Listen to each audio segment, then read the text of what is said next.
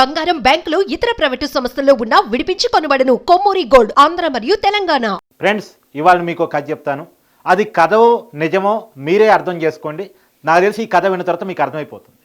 అనగనగనగా పటాన్ చెరువు, సంగారెడ్డి జిల్లా పటాన్ చెరువు దగ్గర ఓ దారుణ్య పుట్టింది. ఓ బడ్డీ కొట్టు నడుపుకునే వాళ్ళ ఇంటూ పుట్టింది. ఆ బడ్డీ కొట్టులో ఆయన ఏం అమ్ముతాడు అంటే సిగరెట్ అమ్ముతాడు, పాను పరాకులు అమ్ముతాడు, తర్వాత ఇతరత్ర గుట్కాలు అవి ఇవి అమ్ముతాడు. ఇవి పైకి కనిపించేవి. కానీ పైకి కనిపించిన ఒక వ్యాపారాన్ని కూడా ఆయన చేస్తూ ఉంటాడు. బ్లాక్లో మందు అమ్ముతాడు, గ్యాస్ అమ్ముతాడు. సో అవన్నీ అక్కడ లోకల్లో చెప్పుకుంటూ ఉంటారు. ఆయన ఏమేమి దొరుకుతాయి ఆయన షాప్లో అనేటువంటిది. అవి పక్కన పెడితే ఈ దారుణ్యాన్ని అవి అమ్ముకుంటూ వచ్చే డబ్బులతో చదివిస్తూ పోయాడు. ఈ పాపకి చదువు అబ్బనట్టుగా అబ్బింది. సో చదువులో క్లవరింగ్ కాదు కానీ తెలివితేటలో మాత్రం సూపరబు. ఏమకి 18 ఏళ్ళు వయసు వచ్చేసరికే సో నాకు 18 ఏళ్ళు వచ్చాయి, నేను మేజర్ అయిపోయాను అనేటువంటి విషయం అమ్మకి తెలిసిపోయింది. అక్కడ లోకల్ లీడర్ని పటాయించింది. ఆ లోకల్ లీడర్కి పెళ్ళి అయింది. పెళ్ళి అయినటువంటి ఒక వ్యక్తిని పటాయించేసింది. అతనితో లవ్ అఫేర్ నడిపింది. ఓ రకంగా చెప్పాలంటే అతనితో ఒక రకమైన సహజీవనమే గడిపింది.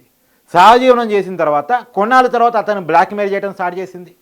సో అతను బ్లాక్మెయిల్ చేసి పంచాయతీ దాకా తీసుకెళ్లే పని చేసింది. సో భయపడ్డటువంటి ఆ లోకల్ లీడరు తన పరువు ఎక్కడ పోతుందో, తనకి వచ్చే కెరీర్ ఎక్కడ పోతుందో అనేటువంటి ఒక భయంతో చివరికి ఒక రాజీకి వచ్చాడు. ఓ ప్లాట్ను కూడా అప్పచెప్పాడు. తర్వాత 8 లక్షలకి ఆ ప్లాట్ను కూడా అమ్మినట్టు మనకు తెలుస్తూ ఉంది. తర్వాత అతని డబ్బులతోనే, అతను స్పాన్సర్ చేసిన డబ్బులతోనే ఆమె లండన్ కూడా వెళ్ళినట్టు తెలుస్తూ ఉంది. సో లండన్ వెళ్ళింది. లండన్ వెళ్ళిన తర్వాత డ్రగ్స్ అక్కడే అలవాటు అయ్యాయో, తర్వాత ఇండియా తిరిగి వచ్చిన తర్వాత అలవాటు అయిందో మనకు తెలియదు. సో ఈ లోకల్ లీడర్తో కనెక్షన్ అయితే అలా కట్ అయిపోయింది. కేవలం బేరసారాల ద్వారా అయిపోయింది. దాని తర్వాత ఓ సెలబ్రిటీ హీరోని పట్టుకుంది. ఆ సెలబ్రిటీ హీరోతో సహజీవనం చేసింది. సహజీవనం చేసే క్రమంలోనే అనేకమైన గొడవలు, అనేకమైనటువంటి ఇష్యూస్. సో ఈ అన్ని క్రమంలో ఆ సెలబ్రిటీ హీరో కూడా ఈ అమ్మాయితో ఎక్కువ కాలం గడపడం మంచిది కాదనుకొని బ్రేక్ అయ్యేదానికి వచ్చాడు. అయితే ఇక్కడ ఒక ట్విస్ట్ ఉంది. ఇక్కడే చాలా ట్విస్ట్ ఏంటంటే ఈ సెలబ్రిటీ హీరోతో సహజీవనం చేసే క్రమంలోనే ఇంకొక వ్యక్తిని కూడా పటాయించేసింది. ఆ వ్యక్తితో కూడా అతను ఇచ్చినటువంటి ప్రేమని యాక్సెప్ట్ చేసి అతనితో ప్రేమ వ్యవహారం కొనసాగించింది. అతని మీద ఒకవైపు సెలబ్రిటీ హీరోతో సహజీవనం చేస్తున్నానని తను చెప్పుకుంటున్న ఆ వ్యక్తి ఇంకొక వ్యక్తిని ప్రేమించి, ఆ వ్యక్తి ప్రేమించి నన్ను పెళ్లి చేసుకుంటానని మోసం చేశాడు, నా మీద అత్యాచారానికి పాల్పడ్డాడు అనే కేసుని కూడా నమోదు చేసింది. ఒకవైపు ఏమో సెలబ్రిటీ హీరోతో సహజీవనం చేస్తున్నాన్న పేరు, ఇంకోవైపు ఏమో ఇంకో నన్ను ప్రేమించి పెళ్లి చేసుకుంటానని మోసం చేశాడు అని చెప్పేసి కేసు. మరి ఏది నిజం అనుకోవాలి? మళ్ళా పైకి ఇవాళ చెప్తుంది ఏంటి అంటే ఇవాళ అతన్ని బ్లాక్మెయిల్ చేసిన అతన్ని కేసు పెట్టింది. ఆ కేసు ఏమైందో ఇప్పటికీ క్లారిటీ అయితే లేదు. కేసు అయితే పెట్టారు. ఆ కేసు చెల్లుబాటు కాలేదనేదే మనకు అందుతున్న ఇన్ఫర్మేషన్. రాబోయే కాలంలో ఇంకా వాస్తవాలు తెలవాల్సి ఉంది. అయితే ఇప్పుడు సెలబ్రిటీ హీరోని బ్లాక్మెయిల్ చేయడం స్టార్ట్ చేసింది. సెలబ్రిటీ హీరో మీద కేసు పెట్టింది. ఈ కేసు పెట్టిన వ్యక్తి ఒక 6 నెలల క్రితం డ్రగ్స్ కేసులో జైలుకు కూడా పోయి వచ్చింది. 6 నెలల క్రితం డ్రగ్స్లో ఎయిటెడ్గా దొరికి కన్జ్యూమర్గా దొరికి జైలుకు పోయి వచ్చింది. సో డ్రగ్స్ అమ్ముతాననే విషయాన్ని కూడా అమ్మాయి మీద ఆరోపణలు ఉన్నాయి. సరే ఏది ఏమైనా అమ్మిద్దా, కేవలం కొని వాడిద్దా, ఇవన్నీ పక్కన పెడితే ఆ అమ్మాయి క్యారెక్టర్స్ అయితే ఈ రకంగా ఉన్నాయి. అయితే ఇక్కడ ఒక విషయం చెప్పాలి. ఇవాళ ఆ సెలబ్రిటీ హీరో సఫర్ అయ్యాడు. ఒకనా టైంలో ఒక లోకల్ లీడర్ సఫర్ అయ్యాడు. ఈ మధ్యలో ఇంకొక వ్యక్తి సఫర్ అయ్యాడు. ఈ సఫరర్స్ పెరగకుండా ఉండాలి అంటే ఈ దారుణ్య పట్ల జాగ్రత్తగా ఉండాలి. ఈ దారుణ్య ఇంకెంతమందిని బ్లాక్మెయిల్ చేయడానికి అవకాశం ఉంది అనేటువంటి చూడాలి.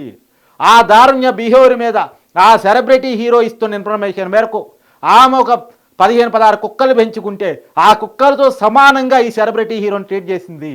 ఆ సెలబ్రిటీ హీరో బయట చెప్పుకుంటే పరువు పోతుందని, కేసు పెడితే కెరీర్ పోతుందని కాముగా ఆమెను వదిలేసి బయటకు వచ్చేసిన పరిస్థితి.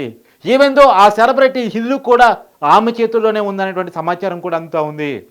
అయితే ఇక్కడ ఒక కీలక అంశం మనం చెప్పుకోవాలి. ఇంకా కొన్ని వాస్తవాలు కళ్ళు బయలుగొడి వాస్తవాలు ఏంటంటే ఈ సెలబ్రిటీ హీరోతో సహజీవనం చేసే క్రమంలో ఈ సెలబ్రిటీ హీరో యొక్క ఫాదర్ కానీ మదర్ కానీ అంటే ఆ అమ్మాయికి అత్తామామలు ఇంటికి వచ్చినప్పుడు వాళ్ళతో చేసే బిహేవియర్ చాలా ఎక్స్ట్రీమ్ బిహేవియర్ అంట. బూతులు తిడుతుందంట, తనటానికి వెళుతుందంట, వాళ్ళ మీద ఇష్టం వచ్చినట్టు బిహేవ్ చేస్తుందంట. ఇవన్నీ వాళ్ళు ఆరోపిస్తున్న మాటలు. కాబట్టి ఏది ఏమైనా మనం ఒక విషయాన్ని గుర్తుపెట్టుకోవాలి. ఏ అమ్మాయి పట్టైనా సహజంగా ఎవరికైనా దయాగుణం, జాలి గుణం ఉండాలి. కానీ బ్లాక్మెయిల్ చేసే వాళ్ళ పట్ల మాత్రం జాగ్రత్త ఉండాలి. ఇక్కడ ఈ అమ్మాయి పట్ల మనకి జాలి ఉండాలా, దయ ఉండాలా, కరుణ ఉండాలా, జాగ్రత్త ఉండాలా, మనకు మనం ఆలోచించుకోవాల్సిన పరిస్థితి పడింది. కానీ ఏది ఏమైనా ఆ సెలబ్రిటీ హీరోలో ఏం తప్పులు లేవా, మరి ఇలాంటి వ్యక్తిని ఎందుకు సెలెక్ట్ చేసుకున్నాడు, ఇవన్నీ ఓకే. కానీ ఏది ఏమైనా ఇవాళ ఒక ముగ్గురు అబ్బాయిలు మన కళ్ళకు కనపడతా ఉన్నారు. ఒకడు ఆల్రెడీ నేను చెప్పినట్టు లోకల్ లీడరు, ఆ అమ్మాయికి 18 ఏళ్ళ వయసు వచ్చినప్పుడే. తర్వాత సెలబ్రిటీ హీరోతో సహజీవనమో పెళ్ళో, ఏమో పెళ్ళి అంటది, అతను సహజీవనం అంటాడు, వాస్తవాలు తర్వాత చట్టం తెలుస్తుంది, అవి పక్కన పెట్టేస్తే ఏది ఏమైనా మనకి మధ్యలో ఇంకొక వ్యక్తి, ఆ ఇంకొక వ్యక్తి సేమ్ ఆరోపణలు, ఏ ఆరోపణలు అయితే మధ్యలో చేసిన వ్యక్తి మీద చేసిందో అదే ఆరోపణలు ఇలా సెలబ్రిటీ హీరో మీద కూడా చేస్తుంది. మరి ఈ విషయంలో ఏమికి ఎంత సపోర్ట్గా నిలవాలి అనేటువంటిది. ఎందుకు నేను ఈ కథ చెప్తున్నానంటే ఈ కథ వెనకాల అసలు వాస్తవాలు మీకు చెప్పాలి. ఎందుకు ఈ షో నేను ఎందుకు దీన్ని రన్అప్ చేస్తున్నాను అనే విషయాన్ని కూడా తెలవాలి. ఎందుకంటే మనం రోజు చూస్తూ ఉన్నాం గంజాయి మీద, డ్రగ్స్ మీద, వీటికి బానిసలైన చాలామంది చిన్న చిన్న ఆడపిల్లల మీద ఏ రకంగా అఘాయిత్యాలు పాల్పడుతున్నారో, ఈ డ్రగ్స్కి గంజాయిలకి అలవాటు చేసి ఈ సొసైటీని పాడు చేసి దీనికి ఎడిక్ట్ అయ్యి దీన్ని అమ్మి సొసైటీలోకి ఈ డ్రగ్స్ని గంజాయిని పంపిస్తున్న వాళ్ళ పట్ల కఠినంగా ఉండాలి, వాళ్ళ స్టోరీలు తెలవాలి, వాళ్ళ పట్ల జాగ్రత్తగా ఉండాలి, వాళ్ళని ఈ సమాజం నుంచి వెలివేయాలి. ఆ జాగ్రత్త ఈ సమాజానికి అవసరం. కేవలం ఈ కారణం చేత మాత్రమే నేను ఈ స్టోరీ చెప్తున్నాను.